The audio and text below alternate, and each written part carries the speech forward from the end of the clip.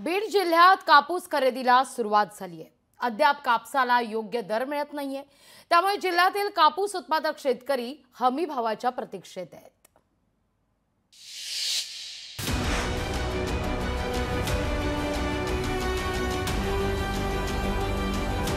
विधानसभा निवडणुकीच्या रणधुमाळीत सोयाबीनच्या दरांनी राजकारण्यांचं लक्ष वेधून घेतलं होतं।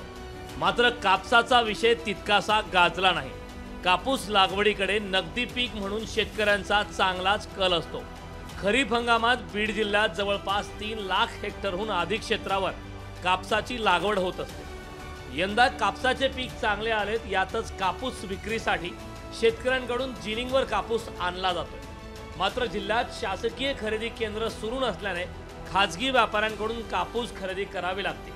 शासकीय खरेदी केंद्र लवकरात लवकर सुरू करून कापूस खरेदी केला जावी अशी मागणी शेतकरी वर्गातून होती। शासकीय जिनिंग आहे ते चालू आहे सध्या? नाही चालू, ते चालू करायला पाहिजे पण करीत नाहीत। सोयाबीनला भाव नाही, कापसाला भाव नाही, खताचे भाव मुलकाचे वाढून बसलेत, शेतकऱ्याला खर्च सुद्धा निघत नाही। सरकारला एवढंच आव्हान आहे की त्यानं आमच्याकडे लक्ष द्यावं शेतकऱ्याकडे। मागील हंगामात झालेल्या पावसाने कपाशीचे बोंड खराब झाले होते, त्यामुळे कापूस उत्पादनावर याचा परिणाम झालाय। कापूस उत्पादन आणि मिळालेल्या भावामुळे शेतकरी दुहेरी संकटात सापडलाय।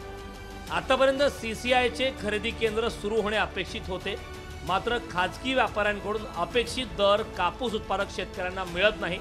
त्यामुळे सीसीआयने खरेदी केंद्र सुरू करून शेतकऱ्यांना दिलासा द्यावा अशी मागणी किसान सभेने केली आहे। किसान सभा मागणी करते आहे की ताबडतोब हे सीसीआयचे खरेदी केंद्र सुरू करा आणि किमान शेतकऱ्याला 7,521 रुपयापर्यंतचा हमी भाव कसा मिळेल याची व्यवस्था शासनाने करावी।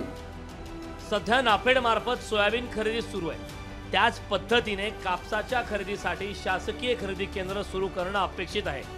आता निवडणुकीची रणधुमाळी संपली असून सरकार स्थापन करण्याच्या हालचाली सुरू आहेत। किमान या सरकारमध्ये तरी कापूस उत्पादक शेतकऱ्यांना न्याय मिळेल अशी अपेक्षा शेतकरी वर्गातून व्यक्त केली जाते।